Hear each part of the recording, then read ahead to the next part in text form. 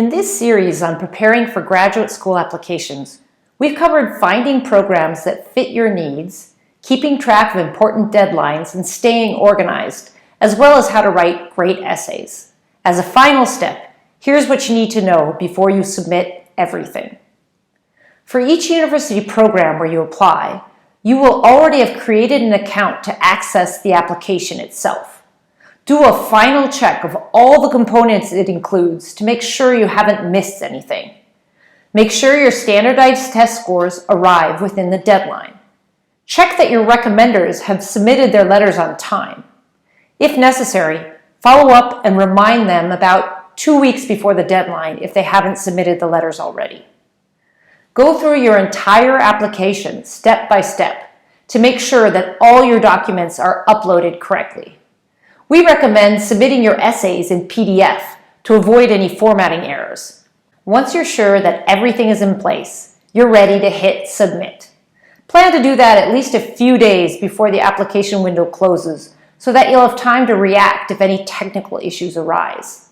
Assuming all is well, you should receive confirmation that your application was received and you can rest easy for now. Take some time to celebrate this achievement. You've worked really hard, and you might consider giving yourself a small reward like sharing a meal with loved ones, spending some time in nature, or finally getting around to reading that book you've been too busy to crack open.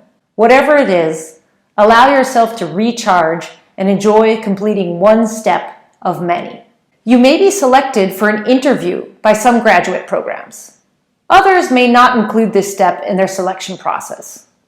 If you move on to the next phase after an external panel reviews your application for the Bulgarian Leaders Grant, that means you'll be invited to a virtual interview with Fulbright. Here are some tips for a successful interview. First of all, if your interview will take place online, pay attention to your surroundings. Choose a space with few distractions or use a virtual background so that the attention will be focused on you. You should dress for the occasion, but don't worry too much about your appearance. You should wear something that helps you feel like yourself and be comfortable enough to project those personal qualities which you want the selection committee to see, like at a job interview. Before the interview even begins, prepare by going over research about the program or the grant. What do you really like about this program or campus? What qualities are they looking for in candidates? Can you see yourself as a good match?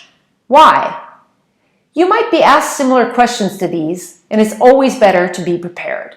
Practice with some common interview questions and try to communicate your ideas quickly and effectively. Tell us about yourself. Why are you interested in our program? What are your career goals? And how will you contribute to this program are just some examples. You could try timing yourself, but don't rush. If you're nervous during the interview and speak too quickly, you might not be easily understood.